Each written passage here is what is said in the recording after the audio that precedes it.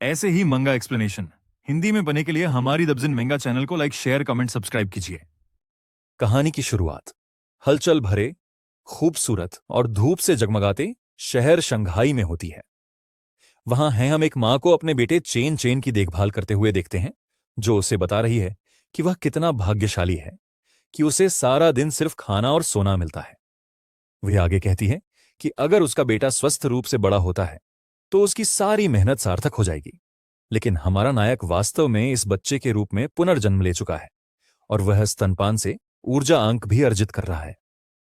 फिर वह एक नीली स्क्रीन देखकर उत्साहित हो जाता है और पाता है कि उसके पास एक गुप्त कौशल भी है। उसी क्षण उसके माता पिता कहते हैं कि वह एक महान जीन फ्यूजर या साइबोर्ग बनेगा। 3 महीने की उम्र में ही हमारे एमसी ने अपने पैरों को 10,000 बार हिलाकर अपना पहला काम पूरा कर लिया और इनाम जीत लिया। फिर भी वह जीन फ्यूजर और साइबोर्ग के बारे में जानने के लिए उत्सुक रहता है और सोचता है कि क्या वे सुपर हीरो जैसे होते हैं। अब जब हमारा बेटा 4 महीने का हो जाता है तो उसका घर पूरी तरह से अंधेरा हो जाता है। अपने माता पिता को अपनी क्षमताओं से परेशान होने से बचाने के लिए हमारा नन्हा हीरो केवल रात में ही अभ्यास करता है और उसने रेंगना भी सीख लिया है। 5 महीने की उम्र तक वह चलने लगता है और सिस्टम उसे लगातार ज्यादा से ज्यादा अंक देता रहता है। 6 महीने की उम्र में वह आखिरकार एक सामान्य बच्चे की तरह अपने माता पिता के सामने बैठ सकता है और रेंग सकता है। पहली बार टीवी देखते समय उसे एहसास हुआ कि जिस धरती पर उसका पुनर्जन्म हुआ है वह उसकी अपनी धरती से अलग है। इस नई धरती में कई परिवर्तन हुए थे और अज्ञात जीव प्रकट हुए थे जिन्हें विकृत जीव कहा जाता है। इन जीवों से लड़ने के लिए मानवता ने 2 रास्ते अपनाए, एक प्रौद्योगिकी का और दूसरा जीन संशोधन का। हमारे नायक के पास एक चीट सिस्टम है, इसलिए उसे इस खतरनाक दुनिया में जीवित रहने के लिए लेवल अप करना होगा। तभी हमारा लड़का दरवाजे की ओर देखता है क्योंकि कोई उसके परिवार से मिलने आया है। दरवाजे पर सुमेंग नाम की एक पड़ोसी अपना परिचय देती है और ऐसा लगता है कि वह एक उपहार लाई है। इसके तुरंत बाद वही अपने पति और बेटी का परिचय कराती है, जो बगल वाले अपार्टमेंट में नए निवासी हैं। हमारा बेटा मन ही मन सोचता है कि यह नई दुनिया में उसका पहला दोस्त है और उनका भाग्य एक दूसरे से जुड़ा होगा। 7 महीने की उम्र में ही वह नन्हा सा बच्चा दौड़ने लगा है, जिससे उसे और भी अंक मिलते हैं। दौड़ने के अलावा वह कूद भी सकता है और सिस्टम उसे लगातार अंक देता रहता है। अपनी इस क्षमता के कारण 7 महीने की उम्र तक वह दौड़ना, कूदना और यहां तक कि बोलना भी सीख चुका है। 8 महीने की उम्र में हमारा एमसी अपने पालने में ही सिटअप्स और पुशअप्स कर सकता है। वह लड़का छुपकर ही कसरत करता था, लेकिन एक दिन उसकी मां ने उसे रंगे हाथों पकड़ लिया। वह हैरान रह गई और उसे अपनी आंखों पर विश्वास नहीं हुआ। वह सोच रही थी कि आखिर उसका बेटा सिटअप्स क्यों कर रहा है। हालांकि हमारे हीरो ने तुरंत बात को टाल दिया और मां को यकीन दिलाया कि यह बस ज्यादा कसरत के कारण हुआ भ्रम था। कुछ दिनों बाद उसकी मां ने घबराकर अपने पति को फोन किया, क्योंकि उसने देखा कि उसके 8 महीने के बेटे के पहले से ही 6 पैक बन चुके हैं। नायक के पिता सोचने लगे और उन्हें उन्हें मुरे में याद आया कि 6 पैक के अलावा वह बहुत खाते भी हैं। तभी उन्हें एक शानदार विचार आया और उन्होंने अपनी पत्नी से पूछा कि क्या उनका बेटा कोई विलक्षण प्रतिभा वाला बच्चा तो नहीं है। कहानी के नायक के पिता कहते हैं कि उसका भविष्य उज्जवल होगा और हमारा बेटा इस बात से राहत महसूस करता है कि उसका राज उजागर नहीं हुआ है। टीवी देखते समय वे एक ऐसे विलक्षण बच्चे के बारे में समाचार देखते हैं जो महज 2 साल की उम्र में 20 किलोग्राम वजन उठा सकता है। यह सुनकर उसकी मां गर्व से कहती है कि भविष्य में उसका बेटा किसी भी कुलीन परिवार के विलक्षण बच्चे से पीछे नहीं रहेगा। हमारे नायक को लगता है कि उसकी मां उसे अच्छी तरह जानती है, लेकिन वह सोचता है कि क्या वह सचमुच 2 साल की उम्र में 20 किलोग्राम उठा सकता था। 2 साल की उम्र में हमारा मुख्य पात्र अब एक हाथ से ही 20 किलोग्राम का डिब्बा उठा सकता है। अचानक उसकी मां उसे अपने दोस्त के साथ खेलने के लिए बुलाती है और वह लगभग डिब्बा अपने सिर पर गिरा देता है। फिर वह अपने प्रशिक्षण सत्र को बीच में ही छोड़कर थका हुआ सा स्टोर रूम से बाहर निकलता है। वह दरवाजा खोलने के लिए आगे बढ़ता है।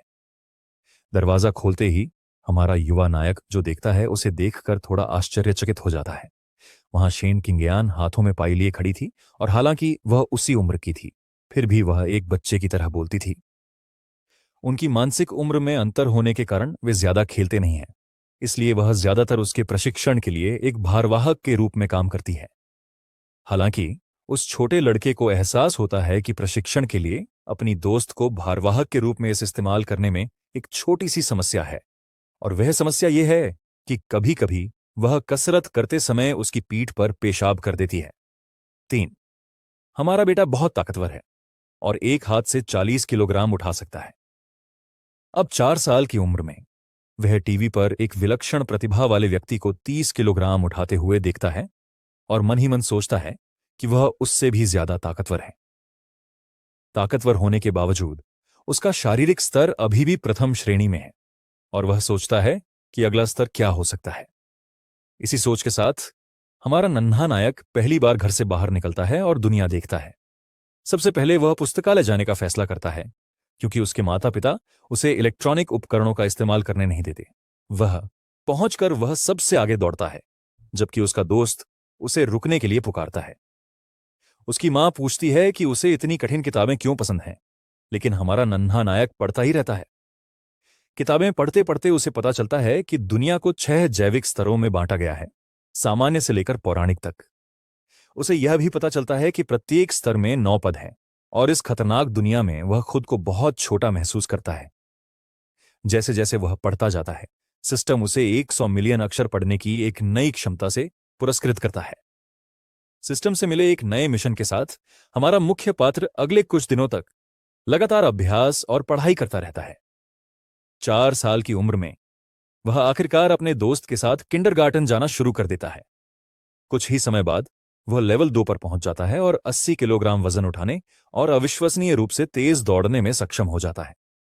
लेकिन जैसा कि कहते हैं, बड़ी शक्ति के साथ बड़ी जिम्मेदारी भी आती है और उसका दोस्त तंग किया जा रहा है। इसलिए हमारा नायक कमरे के बीचों बीच कूद पड़ता है। अपनी असाधारण गति और शक्ति के बल पर वह तुरंत क्रियाशील हो जाता है और अपनी ऊर्जा को सबके सामने प्रकट करता है। फिर वह धमकी देता है कि जो भी उसके दोस्त को दोबारा परेशान करने की हिम्मत करेगा, वह उसके बिस्तर पर पेशाब कर देगा, जिससे सभी भयभीत हो जाते हैं। उसकी धमकी के बाद सभी बदमाश डर के मारे रोने लगते हैं, जबकि उसका दोस्त उसे प्रशंसा भरी निगाहों से देखता है। इसके साथ ही सिस्टम उसे सूचित करता है कि अपने प्रभावशाली व्यक्तित्व के कारण वह किंडरगार्टन का राजा बन गया। हमारा मुख्य पात्र एक नए मिशन को सक्रिय देखकर आश्चर्यचकित हो जाता है और पाता है कि वह एक साथ कई मिशन पूरे कर सकता है। 6 महीने बाद वह पठन मिशन पूरा करता है और उसकी सीखने की क्षमता मानव स्तर के शिखर पर पहुंच जाती है। समय बहुत जल्दी बीत गया और 7 साल की उम्र में हमारा बेटा और उसकी कक्षा के सभी बच्चे आखिरकार किंडरगार्टन से पास हो गए।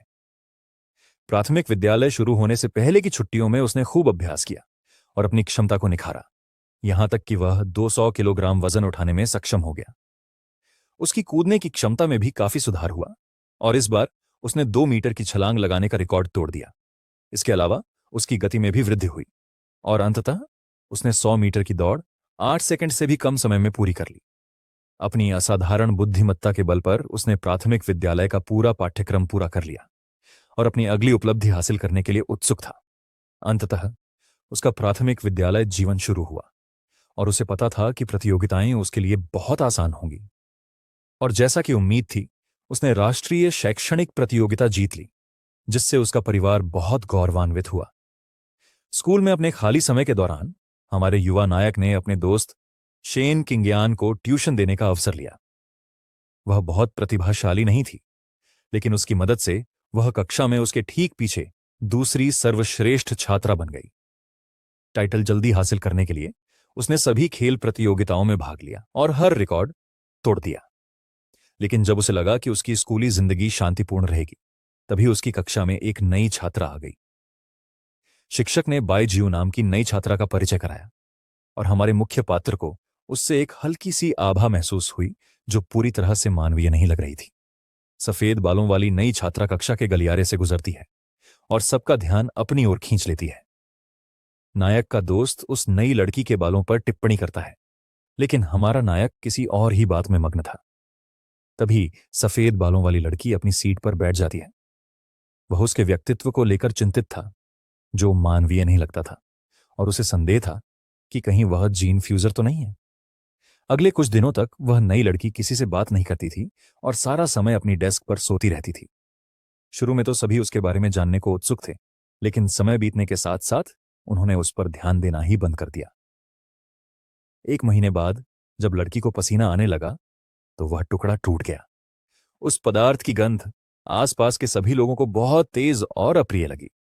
इसी वजह से दूसरे छात्र ने भी उस गंध की शिकायत करना शुरू कर दिया।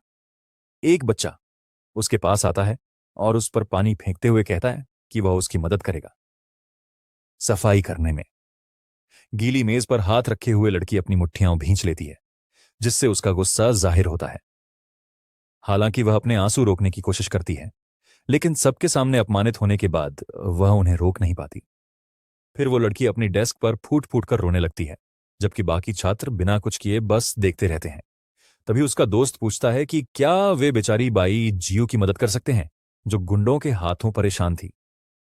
हमारा नायक मान जाता है और मदद करने का फैसला करता है, क्योंकि उसे एहसास होता है कि वो खतरनाक नहीं थी, बस एक लड़की थी जिसे तंग किया जा रहा था। एक पल भी बर्बाद किए बिना हमारे लड़के ने बदमाश को उसकी कमीज का कॉलर पकड़कर जोर से झटका दिया, जिससे वह पूरी तरह से हैरान रह गया, चेहरे पर खौफनाक मुस्कान लिए। हमारे मुख्य किरदार ने उस बदमाश को तुरंत बाईजू की डेस्क साफ करने का आदेश दिया। बच्चा डर गया और तुरंत अपनी फैलाई गंदगी साफ करने के लिए तैयार हो गया। हमारे हीरो की प्रतिष्ठा को जानते हुए बदमाश बिना किसी शिकायत के डेस्क साफ कर देता है। उसके बाद वह उन सभी छात्रों से कहता है जो नई लड़की को परेशान कर रहे थे कि वे जाकर उससे माफी मांगे। बुरी तरह डरे हुए बाकी सभी छात्र मान जाते हैं और माफी मांगने के लिए तैयार हो जाते हैं। एक एक करके वे सभी लड़की के सामने झुककर माफी मांगते हैं और वादा करते हैं कि वे उसे फिर कभी परेशान नहीं करेंगे। सफेद बालों वाली लड़की फिर उन दोनों को उस मुश्किल घड़ी में मदद करने के लिए धन्यवाद देती है। उसकी सहेली कहती है कि कोई बात नहीं, और उस दिन से वह उससे दोस्ती करने की कोशिश करेगी। जब भी उसे कोई स्वादिष्ट नाश्ता मिलता, वह उसे अपनी नई दोस्त के साथ बांटती और हमारे मुख्य किरदार को भी साथ ले आती। लेकिन नई लड़की दोस्ती और दिए गए नाश्ते को स्वीकार करने में थोड़ी हिचकिचाती हुई लग रही थी। फिर उसने पूछा कि क्या वे उसकी बदबू के कारण उससे घृणा तो नहीं कर रहे हैं। लड़की कहती है कि वह हमेशा से ही समाज से अलग थलग रही है और पहली बार किसी का साथ मिलना उसे सपने जैसा लग रहा है। उसका दोस्त उसे बताता है कि यह सपना नहीं है, जिससे वह और भी भावुक हो जाती है। हमारे हीरो का दोस्त कहता है कि वह समझती है कि कैसा लगता है और इसीलिए वह उससे कभी घृणा नहीं करेगी। हमारे युवा नायक की सहेली कहती हैं कि वे हमेशा दोस्त रहेंगे और नई लड़की की ओर हाथ बढ़ाती है। तभी बालों वाली लड़की अचानक नायक की सहेली को गले लगा लेती है। वह खुशी से रोने लगती है और अपनी नई सहेली को बहुत बहुत धन्यवाद देती है। उन्हें कुछ जरूरी बात याद आने पर उसकी आंखों से लगातार आंसू बहते रहते हैं। फिर लड़की कहती है कि क्योंकि उन्होंने उसके साथ नाश्ता साझा किया था, इसलिए वह बदले में उन्हें कुछ देना चाहती है। वह उन्हें अपने जन्मदिन पर मिले जानवर के नुकीले दांत देती है और उम्मीद करती है कि उन्हें यह उपहार पसंद आएगा। दांतों वाला हार उन्हें उनकी नई दोस्ती के प्रतीक के रूप में दिया जाता है। तीनों मिलकर अपनी इस नई दोस्ती का जश्न मनाते हैं और हमेशा हमेशा के लिए दोस्त बने रहने का वादा करते हैं। लेकिन जब उन्हें लगा कि उनकी दोस्ती हमेशा के लिए रहेगी, तभी एक अप्रत्याशित खबर ने उन्हें चौंका दिया। फिर हमारा नायक इस खबर की पुष्टि करते हुए कहता है कि उसने नई लड़की को स्थानांतरण के कागजात भरते हुए देखा था। प्रधानाचार्य के कार्यालय में झांकते हुए हमारे युवा नायक ने उस लड़की को एक रोबोट जैसे दिखने वाले व्यक्ति के साथ कागजी कार्रवाई करते हुए देखा। इससे उसकी शंका की पुष्टि हो गई कि बैक्सू की पहचान इतनी सरल नहीं थी। उस दिन के बाद से हमारी बहुराष्ट्रीय कंपनी ने उस लड़की को फिर कभी नहीं देखा और वह बस बचपन की एक याद बनकर रह गई। हालांकि उसके जाने के बाद जो घटनाएं घटीं, उन्होंने ही वास्तव में उसका ध्यान खींचा। घर पर हमारा युवा नायक अपनी मां को एक संदेश देता है जो उसे नौकरी के तनाव से मुक्ति दिलाने के लिए धन्यवाद देती है। एक हुनर की बदौलत मिली कामयाबी का संदेश और टीवी पर क्योटो के उस विलक्षण प्रतिभावान बच्चे के बारे में खबर आती है। महज 10 साल की उम्र में टीवी पर दिख रहे उस लड़के ने जीन फ्यूजन करवाया और एक हाथ से एक विशाल चट्टान उठा ली। तभी उस लड़के के पिता अंदर आते हैं और शिकायत करते हैं कि यह खास नायक हमेशा टीवी पर ही दिखता रहता है। उसके माता पिता बात करते हैं और वह आदमी बताता है कि लड़के के मार्शल आर्टिस्ट परिवार के पास उन्नत तकनीक है। हमारा मुख्य पात्र मन ही मन सोचता है कि 8 साल की उम्र में ही वह बिना किसी फ्यूजन के 300 किलोग्राम उठा सकता है। इससे उसे अपनी क्षमता का एहसास होता है जो उसने कल्पना भी नहीं की थी, और वह भविष्य के बारे में और अधिक आश्वस्त हो जाता है। हालांकि पड़ोसी देश में हुए एक भीषण हमले की खबर से उसका आत्मविश्वास चकनाचूर हो जाता है। खबर में बताया गया है कि यह हमला विशालकाय चूहों ने किया था जिन्होंने शहर को तबाह कर दिया। इस अफरा तफरी के बीच एक महिला को एक विशालकाय चूहा पकड़ लेता है और उसका अंत दुखद होने वाला होता है। फिर वह प्राणी अपने विशाल जबड़े बंद कर लेता है और बेचारी महिला अपने क्रूर भाग्य से बच नहीं पाती। इसके बाद समाचार में एक राजनेता मदद की गुहार लगाते हुए और उस जानवर के हमले के लिए एक पंथ को दोषी ठहराते हुए दिखाई देता है। हमारा लड़का एक मजबूत देश में रहने से राहत महसूस करता है जहां वह सुरक्षित रूप से बड़ा हो सकता है, लेकिन अचानक उसे एक अजीब सी आवाज सुनाई देती है और वह सदमे से आंखें फाड़कर देखने लगता है।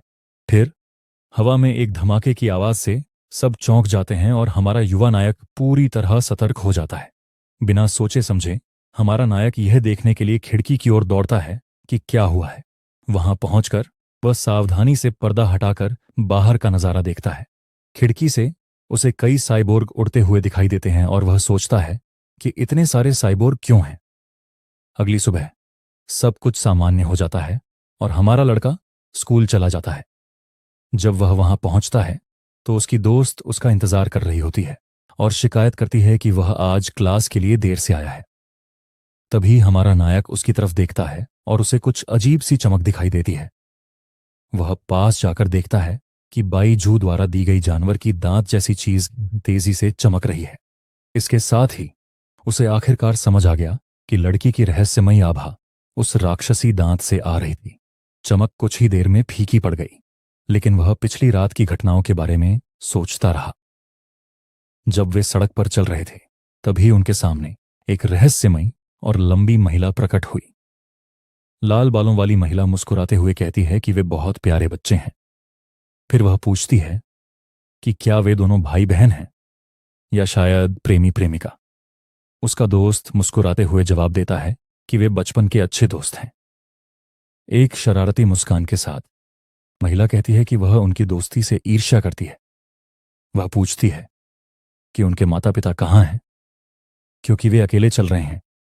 जैसे ही लड़की जवाब देने वाली थी, हमारा मुख्य किरदार उसका हाथ पकड़कर उसे बोलने से रोक देता है। फिर वह उसे खींचते हुए कहता है कि उन्हें स्कूल जाने में देर हो रही है।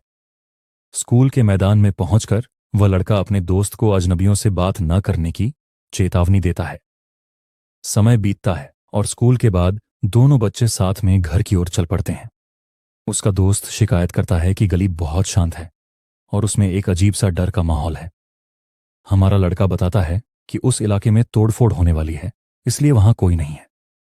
अचानक एक जानी पहचानी आवाज उन्हें पुकारती है और वे उस महिला को देखते हैं जो पहले मिली थी।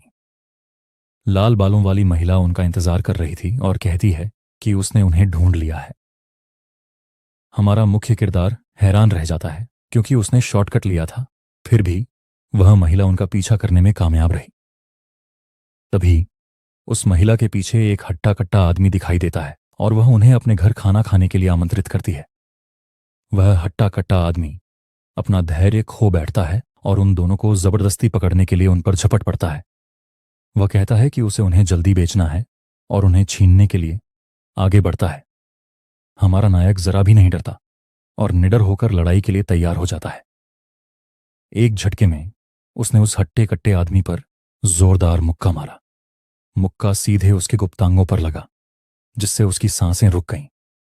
मुक्के की जोर से वह आदमी हवा में उछल गया और वह औरत सदमे में रह गई। उसे यकीन नहीं हो रहा था कि एक छात्र ने एक ही वार में उसके साथी को गिरा दिया। समय बर्बाद किए बिना हमारा लड़का तेजी से आगे बढ़ा और उस महिला पर मुक्का मारा। उसने उसके चेहरे पर जोरदार प्रहार किया।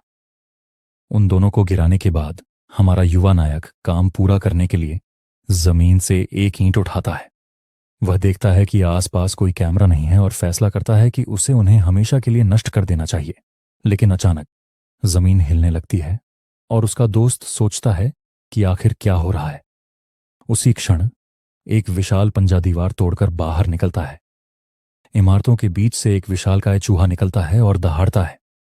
वह प्राणी अपना विशाल जबड़ा महिला के करीब लाकर उसे काटने के लिए तैयार होता है। एक झटके में काटते ही वह प्राणी बिना सोचे समझे महिला की जान ले लेता है। उसका दोस्त डर से कांप उठता है और पूछता है कि उनके सामने यह विशालकाय प्राणी क्या है। हमारा मुख्य पात्र अपने दोस्त को उठाता है और उसे बताता है कि यह एक विशाल खतरनाक चूहा है। फिर वह कहता है कि उन्हें जीवित रहने के लिए जितनी तेजी से हो सके भागना होगा। लाल कवच पहने एक सुनहरे बालों वाली साइबोर्ग आसमान से नीचे आती हुई दिखाई देती है। फिर साइबोर्ग विशालकाय राक्षस से उनकी रक्षा करने के लिए उनके सामने खड़ी हो जाती है।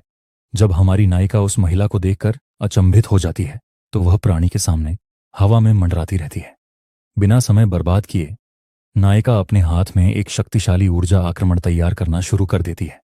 फिर वह प्राणी पर निशाना साधती है और अपना विशेष हमला करने की तैयारी करती है। वह विशालकाय राक्षस की ओर कई गोले दागती है। गोले सीधे उस जीव को लगते हैं और गली में एक जबरदस्त विस्फोट हो जाता है। घूमते हुए वह कई ऊर्जा गोले दागती है। विशालकाय राक्षस पर सीधा हमला होता है, लेकिन घायल होने के बावजूद वह प्राणी पीछे नहीं हटता और अपनी क्रोध से भरी कई आंखों से साइबोर्ग को घूरता है। बिना रुके नायिका राक्षस पर एक और प्रहार करती है। कुछ दिनों बाद हमारा हीरो समाचार देखता है और सोचता है कि साइबोर्ग उतनी ताकतवर नहीं है, क्योंकि उसे जीतने में काफी समय लगा। वह यह भी सोचता है कि विशालकाय चूहे कितने खतरनाक हैं और खुश होता है कि उस दिन वह उनसे बच निकला। यह सोचकर वह अपनी ट्रेनिंग बढ़ाने का फैसला करता है और स्क्वैट्स में ज्यादा अंक हासिल करता है। जीवन चलता रहता है और जल्द ही वे अपने दोस्त का 9वां जन्मदिन मनाते हैं। जन्मदिन की शुभकामनाएं देने के बाद हमारा युवा नायक अपनी बचपन की दोस्त को एक उपहार देता है। वह उसके द्वारा खुद बनाई गई हेयर क्लिप देखकर बहुत खुश होती है और एक प्यारी सी मुस्कान के साथ उसे धन्यवाद देती है। समय बीतता है। वे मिडिल स्कूल से पास हो जाते हैं और हमारा बेटा अगले कदम के लिए उत्साहित है। तेजी से बेहतर होने के लिए वह लगातार अभ्यास करता है। अपनी पीठ पर एक विशाल पत्थर रखकर पुशअप्स करता है।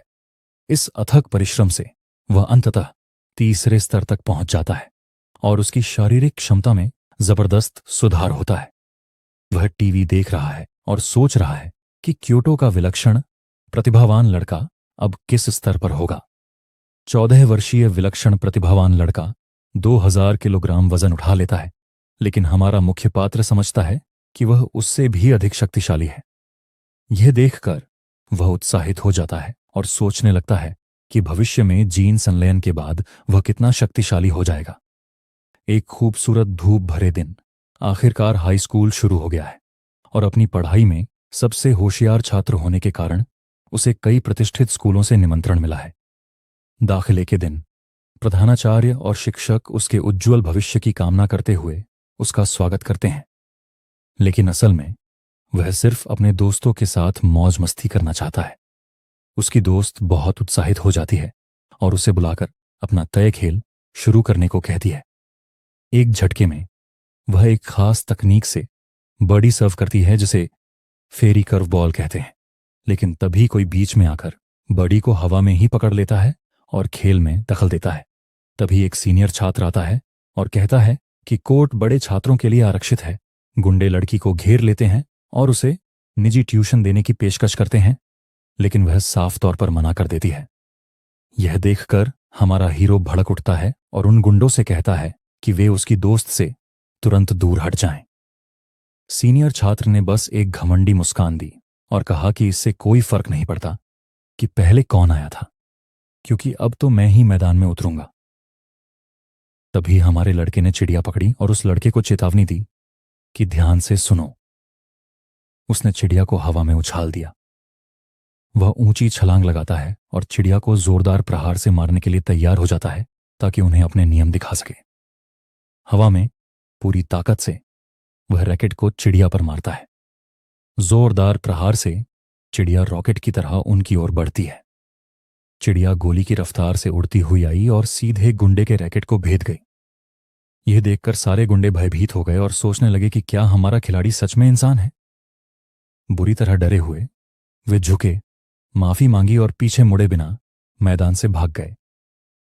उस दिन के बाद हाई स्कूल के बाकी दिनों में किसी ने भी उनसे पंगा लेने की हिम्मत नहीं की। चूंकि उसने स्कूल का सारा पाठ्यक्रम पूरा कर लिया था, इसलिए हमारा यह युवक कक्षा में रोचक किताबें पढ़ता था। वह अपने खाली समय का उपयोग घर के कंप्यूटर पर कई नए कौशल सीखने में करता था।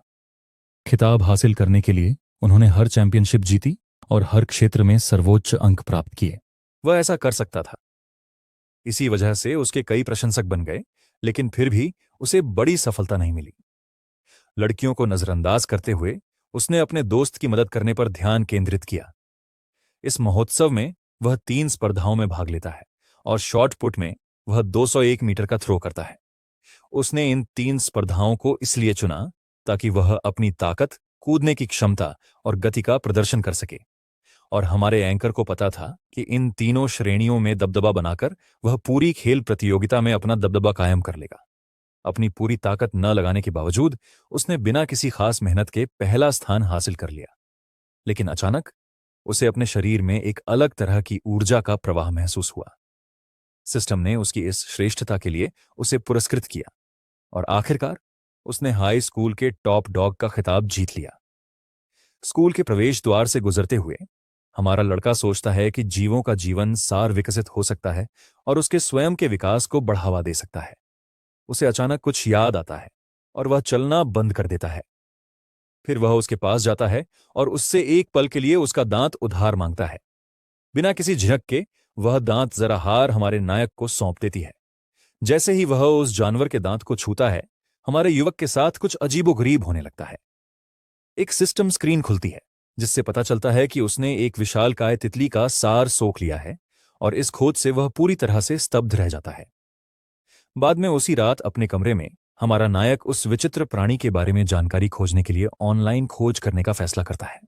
उसे आश्चर्य होता है कि खोज में उसे एक भी परिणाम नहीं मिलता और वह इस तथाकथित तितली के बारे में कुछ भी नहीं ढूंढ पाता। यह देखकर कि ऑनलाइन कुछ भी पता नहीं चल रहा है, वह फैसला करता है कि उसे किसी और तरीके से खुद ही उस जीव का अध्ययन करना होगा। फिर उसे याद आता है कि बाइचू ने उसे 2 राक्षसी दांत दिए थे और वह उन्हें ढूंढने निकल पड़ता है। जैसे ही वह उस वस्तु को फिर से पकड़ता है, उसके चारों ओर एक बैंगनी ऊर्जा फैल जाती है और सिस्टम दिखाता है कि प्रगति 2% तक बढ़ गई है। हमारा मुख्य पात्र इस परिणाम से थोड़ा निराश हो जाता है, यह सोचकर कि उसे प्राणी के मार्गदर्शक को अनलॉक करने के लिए और अधिक सार की आवश्यकता होगी। अगले दिन हमारा युवा नायक अपने दोस्त को प्रशिक्षण के तौर पर अपनी साइकिल पर घुमा रहा होता है ताकि जरूरत पड़ने पर वे उत्परिवर्तियों से बच सकें। अचानक एक आवाज उसे पुकारती है और वह साइकिल रोककर देखता है कि कौन है। एक आदमी अपना परिचय मार्शल आर्ट टीम के कोच के रूप में देता है और स्कूल के खेलों में उसके शानदार प्रदर्शन की तारीफ करता है। फिर कोच उसे मार्शल आर्ट टीम में शामिल होने का न्योता देता है। वह आदमी जिद करता है कि उसकी खेल प्रतिभा अद्भुत है और उससे न्योता स्वीकार करने की विनती करता है। वह आदमी चला जाता है और हमारा लड़का मन ही मन सोचता है कि उसे मना करने का मौका भी नहीं मिला। दृश्य सूर्यास्त के समय शहर के एक खूबसूरत नजारे पर केंद्रित हो जाता है। हमारा नायक अभी अभी अपने हाथों से एक कीड़े को कुचलकर मार चुका है। तभी उसे एहसास होता है कि कीड़े को मारते समय शिकारी की क्षमता सक्रिय नहीं हुई। इस सवाल को मन में रखते हुए वह कहीं और जाकर अपने सिद्धांत का परीक्षण करने का फैसला करता है। फिर वह जल्दी पहुंचने के लिए अपनी साइकिल लेता है। अपने सिद्धांत की जांच करने के लिए वह अपने दोस्त के साथ उस सुपरमार्केट में जाने का फैसला करता है जहां जानवरों का मांस बेचा जाता है। कुछ देर बाद वे शहर के केंद्र में स्थित एक बड़े सुपरमार्केट में पहुंचते हैं। अंदर जाकर उन्हें एहसास होता है कि वे अपने सिद्धांत का परीक्षण नहीं कर सकते क्योंकि सभी जानवरों का मांस पहले से ही पैक किया हुआ है। अचानक उन्हें किसी के द्वारा ताजा कटा हुआ जानवरों का मांस बेचने की घोषणा सुनाई देती है। तभी हमारे युवक की नजर एक कसाई पर पड़ती है जो उसके सामने ही ताजा मांस काट रहा होता है। वह अपने साथी से थोड़ी देर रुकने को कहता है और मांस को करीब से देखने के लिए दौड़ पड़ता है। लड़की असमंजस में पड़ जाती है, लेकिन वह कुछ भी नहीं समझाता और जल्दी से मांस को छूने के लिए उसके पास पहुंच जाता है। सच्चाई उसके सामने थी। उसने अपना हाथ बढ़ाकर मांस को छुआ और अपने सिद्धांत की पुष्टि करने का फैसला किया। छूते ही बैंगनी रंग की ऊर्जा प्रकट हुई और युवक ने पुष्टि की कि उस जानवर के मांस में सचमुच जीवन शक्ति है। उत्साहित होकर हमारा नायक जश्न मनाने लगा और उसके दोस्त ने पूछा कि वह सिर्फ मांस के एक टुकड़े को छूने से इतना खुश क्यों है। फिर लड़की पूछती है कि यह कैसा लगता है और क्या यह सामान्य स्टेक से अलग है। वह जवाब देता है कि यह बस ज्यादा ताजा है और उसे छूने के लिए कहता है, लेकिन वह मना कर देती है। फिर लड़का कहता है कि जब वे यहां हैं ही तो क्यों ना कुछ खरीद कर घर ले जाएं। वह अपने दोस्त के सदमे को देखकर मन ही मन सोचता है कि जानवरों का मांस सस्ता तो बिल्कुल नहीं होता, कुछ मांस तो बहुत महंगे होते हैं। यहां तक कि सबसे सस्ता माना जाने वाला फैंटम स्क्विड भी लगभग $1000 प्रति यूनिट का है। इसलिए वह उसे ही खरीदने का फैसला करता है। उसका साथी कीमत देखकर चिंतित हो जाता है और सुझाव देता है कि खरीदने से पहले वह अपनी चाची से पूछ ले। बिना किसी चिंता के हमारा नायक उसके सिर पर थपथपाता है और कहता है कि सब ठीक है। फिर वह झूठ बोलता है कि उसकी मां ने उसे पहले ही ढेर सारे फूल घर लाने के लिए कहा था। उसके मन में उसकी मां उसे अपने दोस्त के परिवार के साथ फूल बांटने और सबके लिए दावत का आयोजन करने का सुझाव देती है। इसके अलावा उसे लगता है कि सीधे सार को सोखने से मांस खराब हो सकता है, इसलिए वह बिल चुकाने के लिए काउंटर की ओर बढ़ता है। कैशियर उसकी खरीदारी के लिए उसे धन्यवाद देता है और जब वे बाहर निकलते हैं तो वह सोचता है कि यह कितना महंगा पड़ा। रात काफी हो चुकी थी और चूंकि हालात खतरनाक होते जा रहे थे, इसीलिए वे सुरक्षा के लिए सीधे घर चले गए। रात में निक डीकश हमारा नायक एक थका देने वाले दिन के बाद अपने दोस्त को साइकिल पर घर छोड़ रहा है। वह सोच रहा है कि मांस का एक टुकड़ा खाने से स्क्विड के चित्र का केवल 1% हिस्सा ही अनलॉक हुआ है और बुरी बात यह है कि बाजार में उसे इससे सस्ता मांस नहीं मिला। हालांकि इसके साथ ही वह तय करता है कि उसे पैसे कमाने का कोई तरीका ढूंढना होगा, क्योंकि वह अपने माता पिता से मदद नहीं मांग सकता। उसी क्षण उसे याद आता है कि मांस खरीदने का पूरा मकसद यह देखना था कि वह खराब होगा या नहीं। इसीलिए वह अपनी साइकिल की टोकरी पर नजर डालता है और देखता है कि कुछ समय बीत चुका है और मांस चमक रहा है। वह बेहद खुश है क्योंकि मांस की गुणवत्ता उत्कृष्ट है और सिस्टम 3% की प्रगति दिखा रहा है। लेकिन उसका दोस्त घबराकर चिल्लाता है और उसे आगे देखने के लिए कहता है, क्योंकि कोई उनके रास्ते में है। हमारा नायक एक भयानक दुर्घटना से बचने के लिए पूरी ताकत से ब्रेक लगाता है। लगभग एक जोड़े को कुचलते कुचलते बचा वह व्यक्ति बाइक को काबू में करने की कोशिश करते हुए माफी मांगता है। हमारा मुख्य पात्र ऊर्जा खपत पर अधिक ध्यान केंद्रित करने के लिए खुद को दोषी ठहराता है और उसका दोस्त आगे किसी चीज की ओर इशारा करता है। थोड़ा आगे जाकर वे एक हट्टे कट्टे आदमी को, एक महिला को पकड़े हुए और उसके गले पर चाकू रखे हुए देखते हैं। पुलिस पहले से ही मौके पर मौजूद थी और अपराधी को शांत रहने और अपने हाथ में पकड़े हथियार को छोड़ने के लिए कह रही थी। एक अधिकारी ने टिप्पणी की कि वह व्यक्ति पेशेवर है और लापरवाही से चलाई गई गोली बंधक को लग सकती है। कप्तान ने नींद की गैस के इस्तेमाल के विचार को खारिज कर दिया, क्योंकि इसका असर होने से पहले ही अपराधी को गुस्सा आ सकता था। हमारा नायक जमीन से एक छोटा सा कंकड़ उठाता है और वार करने के लिए तैयार हो जाता है। अविश्वसनीय तेजी से वह कंकड़ को सटीक निशाने के साथ सीधे अपराधी की ओर फेंकता है। कंकड़ अपराधी के हाथ पर लगता है, जिससे वह चाकू और बंधक को गिरा देता है। मौका देखकर पुलिस कप्तान ने अपनी टीम को आगे बढ़ने का आदेश दिया। मौके का फायदा उठाते हुए पुलिस अधिकारियों ने अपहरणकर्ता को झट से पकड़ लिया और हथकड़ी लगा दी। अपहरणकर्ता भागने की कोशिश करता है, लेकिन उसका दोस्त पूछता है कि क्या पत्थर उसी ने फेंका था।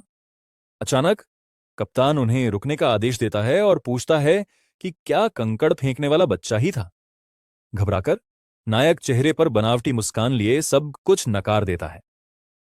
अधिकारी उन्हें जाते हुए देखता है। उसे यह अजीब लगता है कि कोई अपने अच्छे काम की जिम्मेदारी क्यों नहीं लेना चाहता। फिर कप्तान ने जोर से कहा कि उस भले आदमी को इनाम मिलेगा।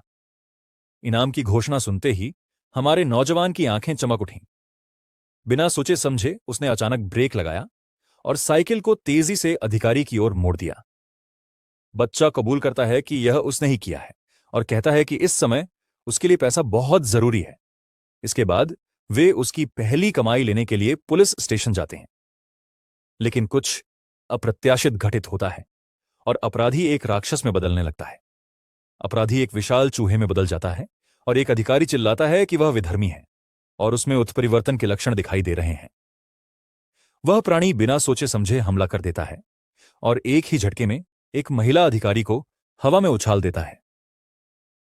कप्तान अपनी टीम को उस प्राणी पर गोली चलाने का आदेश देता है, लेकिन यह भी कहता है कि किसी भी नागरिक को गोली न लगे।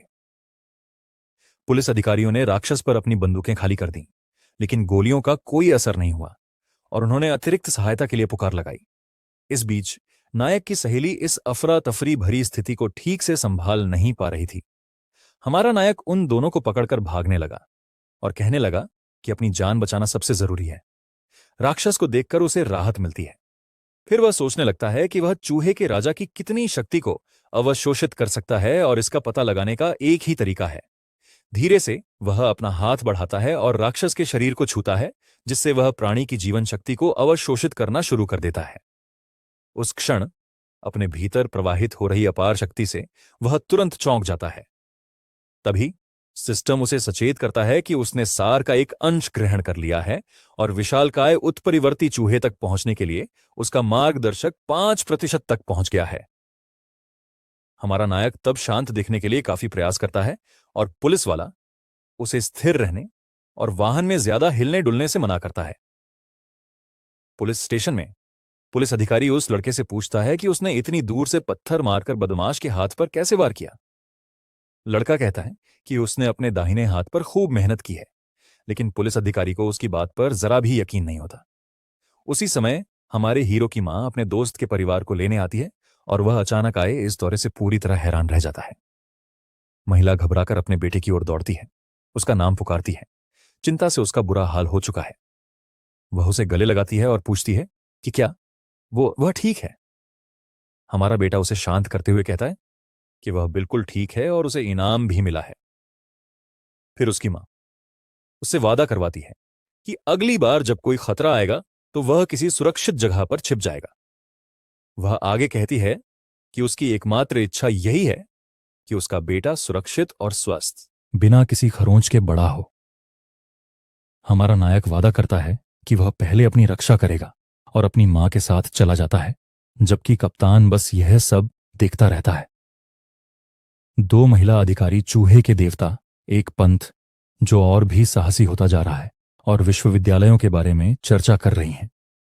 उनका कहना है कि उन्हें खुद को चूहों का राजा घोषित करने वाले को खत्म करना है, और हमारा नायक उनकी बातचीत सुन लेता है और उत्सुक हो जाता है। कार में वापस आकर हमारा नायक चूहे के देवता पंथ के बारे में खोजबीन करता है और पाता है कि उनके बारे में ऑनलाइन ढेर सारी जानकारी उपलब्ध है। वह देखता है कि पंथ का मुख्य केंद्र शंघाई शहर में है और इसके सदस्य मूल रूप से समाज से बहिष्कृत लोग हैं। अपनी खोज जारी रखते हुए वह इस रहस्यमय संगठन के बारे में मिलने वाली हर जानकारी को ध्यानपूर्वक पढ़ता है। अचानक एक खास जानकारी उसकी नजर में आती है, जिसे पढ़कर वह पूरी तरह से स्तब्ध रह जाता है। दरअसल चूहों का राजा एक उच्चतर जीवन रूप में विकसित होना चाहता है और अपने अनुयायियों को अपने लिए सामग्री इकट्ठा करने के लिए मजबूर करता है। फिर हमारा नायक सोचने लगता है कि क्या इस प्राणी ने इतनी जटिल योजनाएं बनाने की बुद्धि विकसित कर ली है। तभी वह खिड़की से बाहर देखता है और उसे एक विशाल चूहा दिखाई देता है, जिससे वह इस प्राणी के चूहे राजा से संबंध के बारे में सोचने लगता है। लेकिन वह तुरंत इस विचार को खारिज कर देता है, यह सोचकर कि इस क्षेत्र में इतने बड़े चूहे कोई असामान्य बात नहीं है। फिर वह देखता है कि उसकी सहेली एकदम चुप है और सोचने लगता है कि उसे क्या हुआ है। वह नीचे देखता है और पाता है कि उसके पैर गीले हैं। उसे शक होता है कि शायद फिर वही घटना हो गई है। जब भी लड़की घबराती या डरती है, वह खुद को रोक नहीं पाती और उसका कुछ न कुछ हो जाता है, ठीक वैसे ही जैसे बचपन में होता था। हमारे दोस्त को हमेशा से शक था कि इसका संबंध उसकी किसी अज्ञात शक्ति से हो सकता है। घर पहुंचकर उसकी मां ने देखा कि मांस गायब है और हैरानी से पूछा कि किराने का सामान कहां गया। उसने झटपट बहाना बनाते हुए कहा कि कोई आपातकालीन स्थिति आ गई थी और उस अफरा तफरी में उससे मांस गिर गया। उसकी माँ उसे यह सब भूल जाने के लिए कहती है और बताती है कि सबसे जरूरी बात यह है कि वह सुरक्षित और सलामत है। हमारा हीरो राहत की सांस लेता है, यह सोचकर कि उसने अपनी माँ को झूठ बोलकर बेवकूफ बना लिया।